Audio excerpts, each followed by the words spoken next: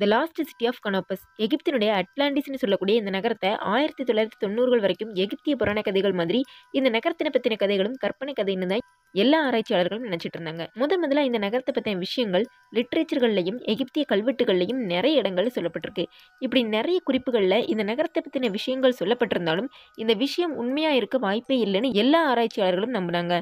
ஆனால் ஒருத்தர் மட்டும் இந்த பிரம்மாண்டமான நகரம் கண்டிப்பா இருந்திருக்கும்னு நம்பி இந்த நகரத்தை கடலுக்கடியில் ஆராய்ச்சி பண்ண ஆரம்பிக்கிறாரு. அவர் தான் யூரோப்பியன் இன்ஸ்டிடியூட் ஆஃப் ஆர்கியாலஜியோட தலைமை பொறுப்பில் இருந்த ஃப்ராங்க் கவுடி. தொடர்ந்து இந்த நகரத்தை பற்றின விஷயங்கள் நிறைய கல்வெட்டுகளில் அடுத்தடுத்து வந்துட்டே இருக்கவும் தான் ஃப்ராங்குக்கு இந்த இடத்த ஆராய்ச்சி பண்ணணும் அப்படிங்கிற ஆசையே வந்தது. அதனால தான் இது வரைக்கும் யாருமே முயற்சி பண்ணாத ஒரு விஷயத்தை ஃப்ராங்க் கவுடி செய்கிறாரு. 1000 கோடிகளுக்கு மேலே செலவு பண்ணி 1990களில் எகிப்தினுடைய அலெக்சாந்திர கடலுக்கு அடியில் ஆராய்ச்சி பண்ண ஆரம்பிக்கிறாரு.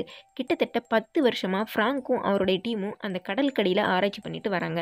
ஆனால் அந்த 10 வருஷத்தில் ஒரு பெரிய நகரம் இருந்ததுக்கான ஆதாரமாக சின்ன ஒரு தடயங்கள் கூட கிடைக்கல. இதை பார்த்த மற்ற ஆராய்ச்சியாளர்களும் இதனால தான் இந்த இடத்த நாங்கள் ஆராய்ச்சி பண்ணாமல் இருந்தோம், காரணம் இது ஒரு கற்பனை கதை தான்னு சொல்லிட்டு இருந்தாங்க.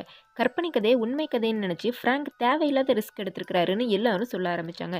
எதுக்காகனா இந்த 10 வருஷத்தில் பண்ண ஆராய்ச்சிக்காகவே கிட்டத்தட்ட பல மில்லியன் டாலர்கள் செலவு பண்ணியிருக்காங்க. இப்போ இந்த கடலுக்கடியில் எந்த ஒரு தடயங்களும் கிடைக்கலனா இந்த பல மில்லியன் டாலர்களும் ஃப்ராங்குக்கு ஒரு பெரிய நஷ்டமாகும். இல்லைன்னா இந்த பிரம்மாண்டமான நகரம் இருந்ததுக்கான சின்ன ஒரு தடயங்கள் கிடைச்சாலும் கூட கற்பனைன்னு சொல்லப்பட்ட ஒரு பெரிய நகரத்தை கண்டுபிடிச்ச பெருமை ஃப்ராங்குக்கு தான் சேரும். இந்த ஆராய்ச்சிக்காக மட்டும் ஃப்ராங்கோட டீம்ல 50க்கும் மேற்பட்ட ஆர்கியாலஜிஸ்ட் ஒர்க் பண்ணியிருக்காங்க. சரியா எகிப்தோட அலெக்சாந்திரா கடல்ல இருந்து 16 கிலோமீட்டர் தள்ளி கடலுடைய 200 ஸ்கொயர் மைல் பரப்பளவில் தான் இந்த ரிசர்ச்சை பண்ண ஆரம்பிக்கிறாங்க.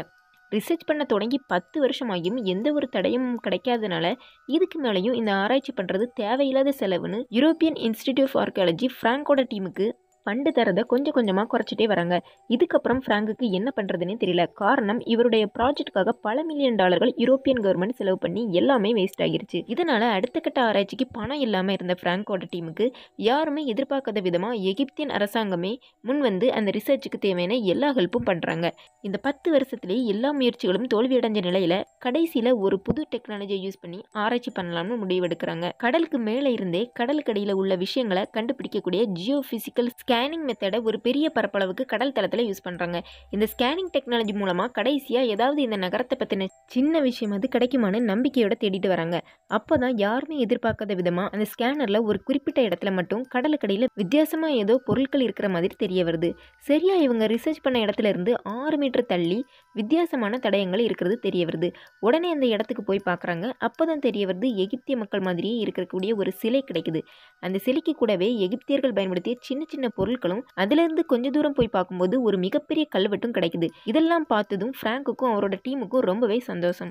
காரணம் 10 வருஷங்களை கஷ்டப்பட்டு கற்பனையான ஒரு நகரம்னு சொல்லப்பட்ட ஒரு மிகப்பெரிய நகரத்தையே கடலுக்கடியில் கண்டுபிடிச்சிருக்காங்க. அதுக்கப்புறம் அந்த சிலைக்கு பக்கத்திலேயே 103 மீட்டர் நீளமுடைய ஒரு மிகப்பெரிய சுவரை கண்டுபிடிக்கிறாங்க.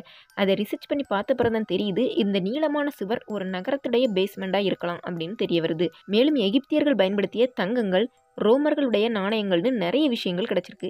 இந்த நாணயங்களை வச்சு பார்க்கும்போது ரோமர்களும் எகிப்தியர்களும் பண்டைய காலத்திலேயே இந்த மிகப்பெரிய நகரத்தில் வணிகம் பண்ணியிருக்காங்கன்னு தெரிய வருது. இதெல்லாம் வச்சு பார்க்கும்போது தான் ஃப்ராங்க்கும் அவருடைய டீமும் பல வருடங்களா கற்பனைன்னு சொல்லி ஆராய்ச்சி பண்ணாமலே வச்சிருந்த ஒரு மிகப்பெரிய நகரத்தை நாங்கள் கண்டுபிடிச்சிட்டோம்னு சொன்னாங்க.